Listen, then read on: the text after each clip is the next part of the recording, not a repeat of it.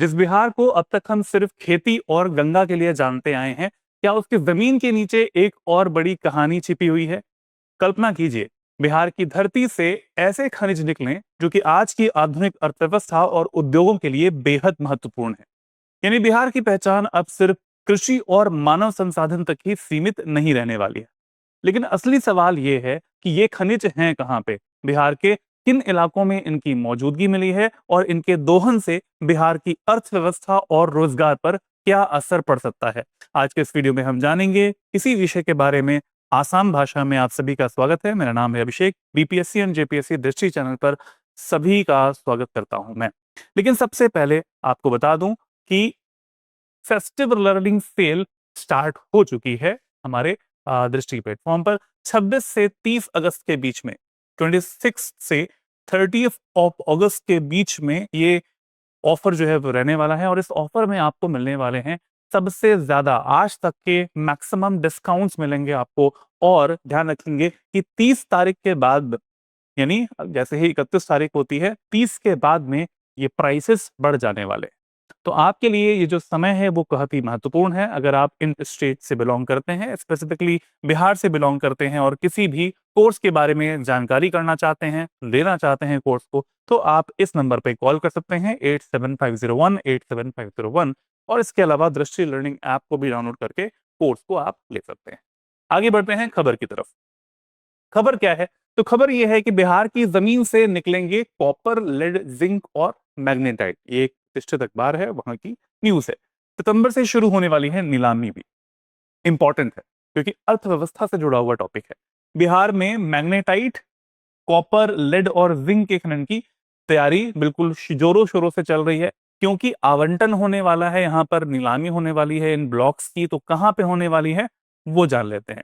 तो जमुई हमारे दक्षिणी बिहार में और बांका जो है वो भी दक्षिणी बिहार के दो जिले हैं ये। वहां पर इन ब्लॉक्स की नीलामी होगी। 10 सितंबर से ये शुरू हो जाएगी और 12 नवंबर को ई नीलामी के साथ में ये समाप्त होने वाली है। थोड़ा सा डीप अंडरस्टैंडिंग रखते हैं अब कि ये जिले हैं कहाँ पे। तो आप मैप में देख पा रहे हैं दक्षिणी बिहार का ये जिला जो कि आपको यहाँ दिखाई दे, ये जमुई जिला आता है। और जमुई के ही बगल में पूर्व में आपको ये बांका जिला दिखाई दे रहा है। बिहार के मैप में इन जिलों की जो स्थिति है वो हमें बहुत अच्छे से पता होनी चाहिए। अब पॉइंट्स पे आते हैं कि लोकेशन क्या है। यहाँ पर जमुई का जो इलाका है, जमुई जिला है, वहां पर मचोस भंटा संयुक्त मैग्नेटाइट ब्लॉक से लौह एस्क, जबकि बांका के पिंडारा ब्लॉक से कॉपर, लेड और जिंक के खनन का रास्ता खुल गया है। अब कहीं पर आपको इसे नोट कर लेना चाहिए कि जिला कौन सा है और वहां से क्या क्या निकल रहा है। न्यूज के आर्टिकल्स अभी मैं दिखाऊंगा आपको, और भी कई सारे आर्टिकल्स आए हैं जिसमें कि इनके बारे में बात करी गई है। तो आपको जो मिनरल्स वाला पार्ट है, क्योंकि वैसे ही बिहार में मिनरल्स कम ही मिलते हैं, साउथ बिहार में ही मिल रहे होते हैं, तो स्पेसिफिकली वो जिले कौन से हैं जहां पर ये मिनरल मिल रहे हैं, आपको ये कहीं पे पॉइंट नोट कर लेना चाहिए, इंपॉर्टेंट है। आगे बढ़ते हैं। इसकी क्रियाविधि क्या रहने वाली है, थोड़ी खबर के बारे में जानकारी करते हैं। तो नीलामी के बाद में संबंधित विभाग सफल कंपनियों को इन कार्यों के लिए सहयोग प्रदान करेंगे। कौन कौन से कार्य हैं? वन क्षेत्र की पहचान करना, क्योंकि इन्वायरमेंट को भी देख के चलना है, पर्यावरण को भी साथ में देख के चलना है कि उसको भी हम प्रभावित ना करें। इसके साथ साथ वन अगर क्षेत्र हम आइडेंटिफाई कर ले जाते हैं, तो वहां पर पेड़ों को काटना है, कितना काटना है, और उसको अगर हमें रिप्लेस करना है या फिर किसी और क्षेत्र में जाके हमें वनारोपण करना पड़े तो भी हम कर सकते हैं।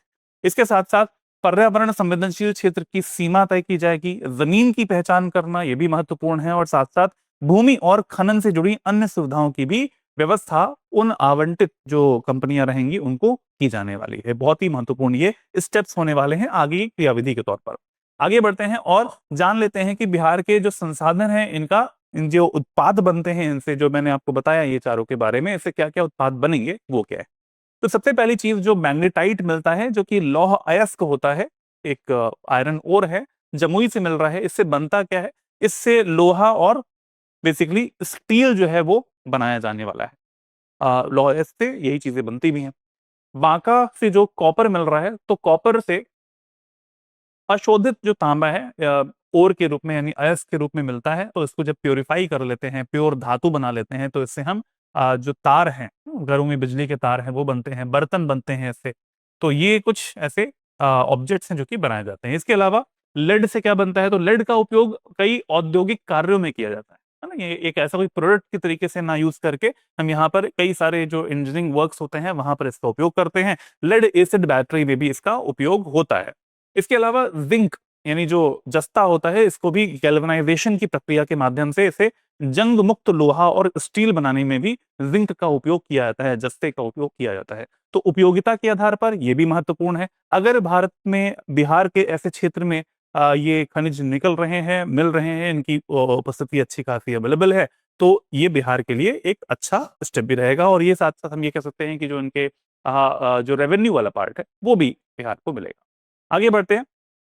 साउथ बिहार का वो जिले देख लेते हैं जो कि महत्वपूर्ण है हमारे किसी भी अगर हम खनिज की बात करते हैं तो उसके लिए। हम पश्चिम से आगे बढ़ते हैं तो यहाँ पर कैमूर मिलेगा, रोहतास मिलेगा, औरंगाबाद, गया, नवादा, जमुई और बांका। ये जितने भी दक्षिणी बिहार के जिले हैं जिनकी सीमा यहाँ पर आपको झारखंड से लगती है, एक्सेप्ट कैमूर। कैमूर की जो जिला है उसकी सीमा झारखंड से नहीं लगती है, उत्तर प्रदेश से लगती है। तो जितने भी इधर वाले साउथ बिहार के जिले आ रहे होते हैं ये महत्वपूर्ण है हमारे किसी भी मिनरल्स की दृष्टि से, खनिज की दृष्टि से, क्योंकि ये हमारे छोटा नागपुर के पठार का एक्सटेंशन पार्ट जो कि बिहार तक आ रहा होता है उसका पार्ट होते हैं। भारत में अगर देखें, बिहार की बात कर लेते हैं, अगर हम चार मुख्य भूवैज्ञानिक चट्टान प्रणालियां मिलती है, यानी रॉक सिस्टम्स ऑफ बिहार अगर आप पढ़ते हैं थोड़ा बिहार स्पेशल वाले पार्ट में, तो चार प्रकार के मिलते हैं। तो पहला जो प्रकार आता है वो आता है धारवाड़ चट्टान प्रणाली। तो ये बिहार की सबसे प्राचीन यानी oldest of the oldest rocks जो मिलती हैं वो हमारी इसी क्षेत्र में मिल रही होती हैं, यही वाला क्षेत्र मिलता है। तो जितने भी जिले जमुई, बांका, नवादा ये सब आ रहे हैं वो धारवाड़ चट्टान प्रणाली के अंतर्गत ही आते हैं। सबसे प्राचीन चट्टानें यहीं पे मिलती हैं बिहार की बात करें तो। इसके अलावा अगला आता है विंध्य चट्टान प्रणाली। तो विंध्य चट्टान प्रणाली के जो दो जिले हैं बेसिकली वो कैमूर और रोहतास के क्षेत्र जो होते हैं वहां पर हमें विंध्य चट्टान प्रणाली का पार्ट मिल पाता है। इसके अलावा तीसरी जो प्रणाली है वो है टर्शरी यानी तृतीय चट्टान प्रणाली, जो कि हमें वेस्ट चंपारण और इधर वाला जो क्षेत्र है ईस्ट चंपारण वाला क्षेत्र, वेस्ट चंपारण, यहीं पे मिलता है। मुख्य रूप से पश्चिमी चंपारण वाला इलाका है वहीं पे मिलता है। और बाकी जो बचा चौथा वाला वो है चतुर्थ यानी क्वाटरनरी चट्टान प्रणाली, जो कि हम ये कह सकते हैं कि प्लीस्टोसीन जो एपॉक है उस समय पर, एपॉक यानी एक जियोलॉजिकल टाइम स्केल में एक शब्द आता है प्लीस्टोसीन, उस समय पे हमारे बिहार का, उत्तरी बिहार का मैदानी क्षेत्र और दक्षिणी बिहार का मैदानी क्षेत्र बनकर तैयार हुआ था, उस समय की बात है। और उससे हमारे मैदान बने, ठीक है, यहाँ पर निक्षेपण हुआ है गंगा और इसके अलावा जो अन्य नदियां आती हैं उनसे सेडिमेंटेशन हुआ है, निक्षेपण हुआ है, उससे हमारा चतुर्थक शैल प्रणाली बन के तैयार हुई है। चलिए आगे बढ़ते हैं।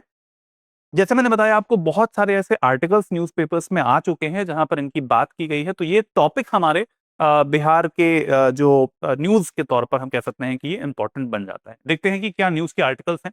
Bihar discovers deposits of critical mineral. जब भी क्रिटिकल मिनरल्स की बात आएगी तो वो टॉपिक इंपॉर्टेंट हो जाता है, मान के चलिए। Prepares for auctioning mining rights. इसके अलावा अगर आप थोड़ा सा डिटेल में जाके देखेंगे तो गया के क्षेत्र की बात करेंगे, पाताल गंगा वाला पार्ट है। इसके अलावा रोहतास जिले की बात करेंगे और इसके अलावा जमुई जिले की बात। हमेशा से न्यूज में ये रहता ही रहता है। You can see the value here, millions of tons of mineral reserve आपको यहाँ पे मिल रहे हैं। तो बिहार के लिए ये बहुत ही महत्वपूर्ण है, बहुत ही राजस्वदायी जो क्षेत्र है वो बन सकता है। इसके अलावा रोहतास की धरती उगलेगी सोना, यानी कि यहाँ पे मिलता क्या है, ग्लूकोनाइट खनन से बदलेगी तस्वीर। ये ध्यान रखिएगा, रोहतास में क्या मिलता है, ग्लूकोनाइट मिल रहा है। क्लियर। चलिए आगे बढ़ते हैं। तो जो जिले हैं जहां से ये मिनरल्स मिलने वाले हैं और वो कौन कौन से मिनरल्स हैं वो देख लेते हैं एक बार लिस्ट के तौर पर। तो गया में से निकिल, क्रोमियम, प्लैटिनम, मैग्नेटाइट और रेयर अर्थ एलिमेंट्स मिलेंगे। इसके अलावा ग्लूकोनाइट भंडार जैसे मैंने बताया रोहतास, और पायराइट के भंडार भी रोहतास में है। मैग्नेटाइट, रेयर अर्थ एलिमेंट ये जमुई में मिल जाते हैं। जहानाबाद में मैग्नेटाइट और रेयर अर्थ एलिमेंट्स, बांका में तांबा, सीसा, जस्ता, एल्यूमिनियम के भंडार मिल पाते हैं। और भागलपुर में तांबा, सीसा, सीसा मतलब लेड, और जस्ता, जिंक, एल्यूमिनियम के भंडार यहाँ पे भी मिल पाते हैं। तो यहाँ पर अगर आपने बिहार के जो जिले हैं वहां पर जितने भी मिनरल के रिसोर्सेस के क्षेत्र आपको मिल पा रहे हैं, अगर आपने ये लिस्ट पढ़ ली है तो बिहार जीके वाले क्वेश्चंस आपसे अच्छे से सॉल्व हो जाएंगे अगर मिनरल से कोई क्वेश्चन आता है तो। आगे बढ़ते हैं और यहाँ पर मेंस के पर्सपेक्टिव से ये जो न्यूज है वो कैसे महत्वपूर्ण है। तो बिहार में खनिजों के बहुआयामी लाभ अगर आपसे पूछता है कभी भी एग्जाम में, तो वो बहुआयामी लाभ आपको इस पॉइंट से, ये एक मेजर पॉइंट से इन बहुआयामी लाभों को हम यहाँ पर समझ सकते हैं। पहला है आर्थिक विकास हो पाएगा, इकोनॉमिक ग्रोथ हो पाएगी। आपको यहाँ पर इकोनॉमी से कनेक्ट करना पड़ेगा, राजस्व से कनेक्ट करना पड़ेगा और उसको उस राजस्व का उपयोग हो पाने वाला है बिहार के विकास के लिए भी। इसके अलावा इंडस्ट्रियल डेवलपमेंट होगा। अगर कच्चा माल मिल पा रहा है तो वहां पर इंडस्ट्रीज लग पाएंगी, इंडस्ट्रीज लग पाएंगी तो वहां पर फाइनल प्रोडक्ट्स बनेंगे और वो प्रोडक्ट्स सिर्फ बिहार में ही यूज नहीं होंगे, वो अन्य राज्यों में आने वाली जो कंपनीज है, इसके अलावा बिहार उसको एक्सपोर्ट भी कर सकता है अन्य देशों में फाइनल प्रोडक्ट्स को बना के। तो इंडस्ट्रीज लगेंगी तो वो भी विकास की ओर दिशा दिखा रही हैं। रोजगार, एम्प्लॉयमेंट मिल पाएगा, यानी वहां के लोग जो भी इंडस्ट्रीज में काम करने वाले हैं, वहां पर खनन करने वाले हैं, उन सबको भी रोजगार मिल पाने वाला है, वो भी एक बड़ा पॉइंट बन जाता है। इंफ्रास्ट्रक्चर डेवलप होगा ही होगा, तभी इंडस्ट्रीज डेवलप हो पाती हैं, क्योंकि सड़क का बनना, पुल जो है उनका बन पाना, है ना, कनेक्टिविटी बेहतर हो पाना, ये कुछ इंफ्रास्ट्रक्चर प्रोजेक्ट्स हैं जो कि यहाँ पर फोटो के माध्यम से आप देख भी पा रहे हैं। पांचवा पॉइंट रहता है सामरिक लाभ, यानी स्ट्रेटेजिक एडवांटेज मिल पाएगी, क्योंकि यहाँ पर अभी आपने देखा कि जो बैटरी में लेड का उपयोग करना होता है तो वो भी मिल पा रहा है। तो एक तरीके से we are dependent on other countries, हम इंपोर्ट करते हैं बाहर के देशों से, तो वो चीजें नहीं हो पाएंगी और एक तरीके से सेल्फ सस्टेन हो पाएगा हमारा इंडिया, हमारा बिहार भी।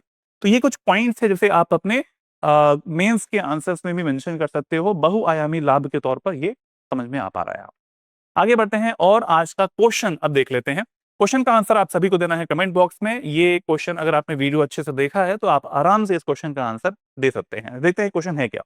बिहार का कौन सा जिला भारत में पायराइट का प्रमुख उत्पादक है और वहां इसके सर्वाधिक भंडार मिलते हैं? Options A B C D E आपके सामने है, कमेंट बॉक्स में जरूर बताइएगा कि क्या ऑप्शन सही है आपके हिसाब से, और देखते हैं इसके अलावा किसका आंसर सही होता है।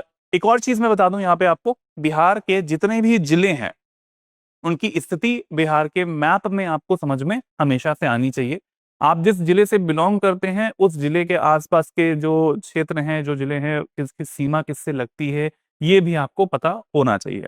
तो यहाँ पर जैसे मैंने शुरुआत में आपको बताया, स्टैटिक जीके जो बिहार वाला पार्ट होता है, यहाँ पर अगर हम बात करें, इधर वाला जो क्षेत्र आपको मिलता है ये हमारा धारवाड़ शैल प्रणाली का होता है।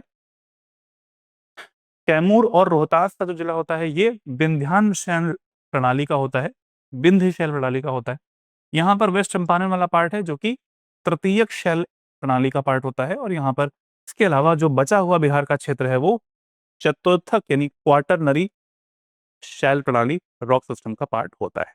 तो आज इस वीडियो में हमने जाना कि जो भी क्षेत्र हैं, जो भी जिले हैं जहां से खनिज निकलने वाला है और वहां पर आवंटन भी हो चुका है, मतलब ई आवंटन भी होने वाला है ब्लॉक्स का। इस वीडियो को अपने साथियों के साथ में जरूर शेयर कीजिएगा, लाइक जरूर करें और ऐसी ही वीडियोस को डेली देखने के लिए इस चैनल को सब्सक्राइब जरूर कर दें।